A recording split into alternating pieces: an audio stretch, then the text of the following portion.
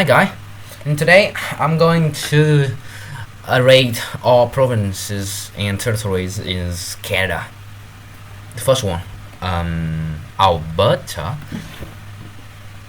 Yeah, the state, no, the province is notorious for being dependent on oil and gas industry, and although they are really trying really hard to diversify it, I don't think it's gonna happen sooner. But yeah, ironically, major cities in Alberta have among the best air quality. It's a little bit of oxymoron, and I really kind of understand why. But yeah, so Alberta is a really good place for people who want to become engineering and seek job opportunities. But but also the weather is terrible.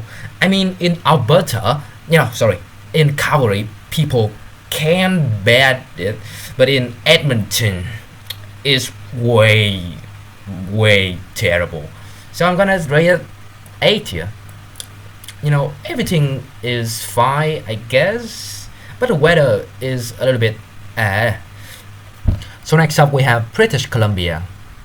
What can I say about it? The weather is good, at least for Canadian standard. The scenery is just picturesque. The only thing that I concerned is the affordability of the province.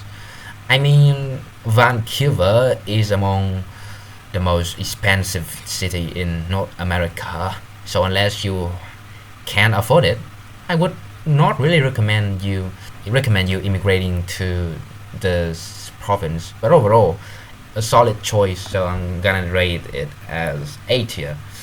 Again, without the unaffordability, it could have been as S tier.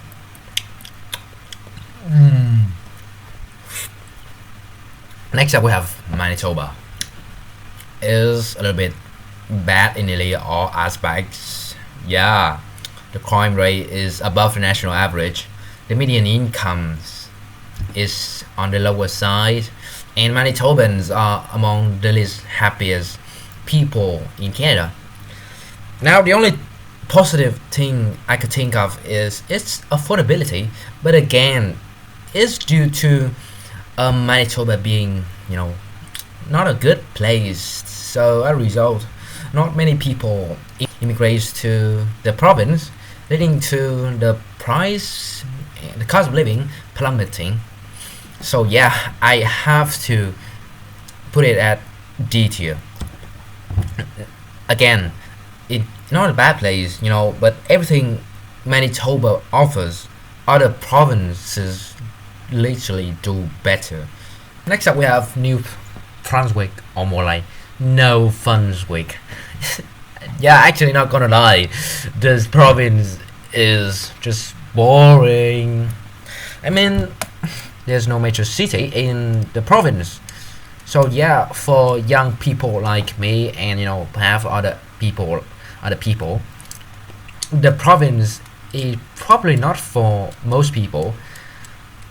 But for retirees and old people, it can be a great place since they offer picturesque scenery as well as laid-back lifestyle. So yeah, it's not that bad as Manitoba, but it's not good for most people. So I'm gonna put it at B or C tier, maybe C tier, since it's not suitable for most people. Next up, we have Newfoundland and Labrador. Another sparsely populated province. Yeah, it's pretty similar in New Brunswick, except for the fact that Newfoundland performs way better than New Brunswick in all statistics. I mean, job opportunities in Newfoundland is decent, to be honest, and the local is among the friendliness. Not gonna lie, maybe that's how the islander work. In addition, a Newfoundland accent is just magnificent. It's a pretty odd mix between British, Irish, and French. So I find that pretty interesting. So I'm gonna rate it at B tier. better than New Brunswick, but probably not as good at other province. So next we have Northwestern Nunavut, wait, Yukon, sorry, and Nunavut. I have to rate them at put them at D tier. Many people would argue that yeah, what they have beautiful scenery, but don't you realize the trend that every Canadian provinces and territories also offer that thing. So having beautiful scenery is not important anymore, at least for this tier list. In addition, these territories have virtually no job opportunities. Not to mention that the lack of vitamin D can lead to depression and other detrimental consequences you would experience if you live in these territories. So yeah, that's why I have to put them at D tier. Beautiful scenery, but aside from that, there's virtually nothing appealing for most people. So next up we have Saskatchewan. B tier, straight up.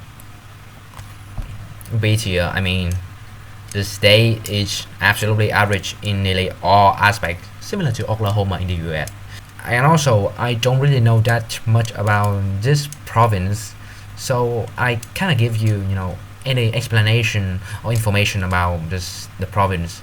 But overall, it's a pretty decent place. Not as crowded as Ontario or British Columbia, but not that isolated like Newfoundland or Nova Scotia, for example.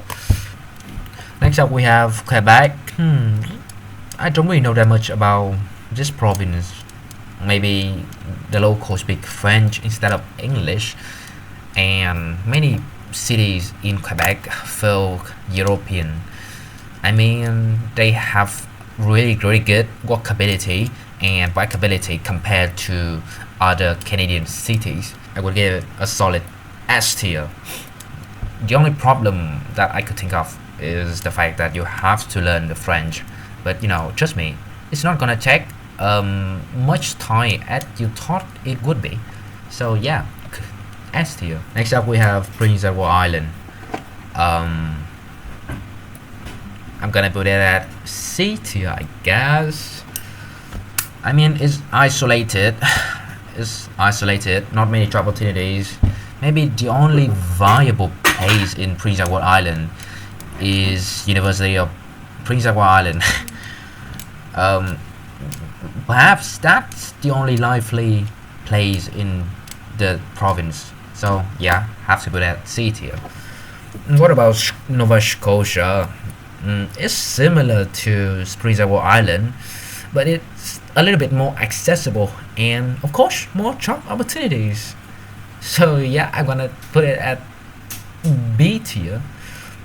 I mean, it should have been put at in between B and C, but yeah, that's just my speculation. Last but not least, we have Ontario, a Sigma boy. Whether you want to live in big cities, small cities, big towns, or even countryside, Ontario offers all of them. I mean, we have Toronto, which is by far the most multicultural city on earth. Not gonna lie.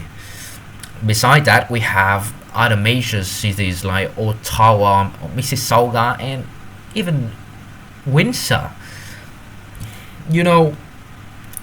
Ontario is an economic juggernaut of Canada, accounting for nearly 40% of Canadian economies.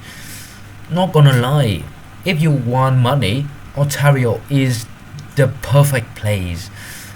You as long as you are hardworking, S tier. The unaffordability isn't really significant, provided that you are well educated and hardworking.